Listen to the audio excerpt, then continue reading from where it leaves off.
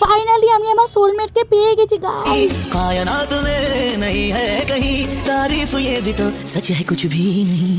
সেদিন ছিল 31 ডিসেম্বর। আমি আমার নতুন নেলস ফ্লন্ট করতে করতে ক্যাবে গুতোগুতি খেতে খেতে চলে গেছিলাম মুভি দেখতে ফ্যামিলির সাথে। মুভিটা হচ্ছে প্রজাপতি 2।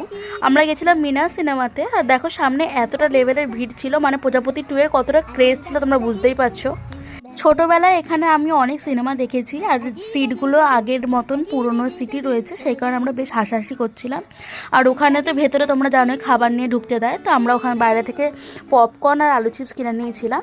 তারপর দেবের লাফানো ঝাপানো, একটা বাচ্চার ওভার অ্যাক্টিং, তারপরে জোর করে কাঁদানো সিনগুলো দেখে আমরা বাইরে বেরিয়ে খাওয়া দাওয়া করে নিয়েছিলাম। খেয়েছিলাম চাউমিন আর রোল।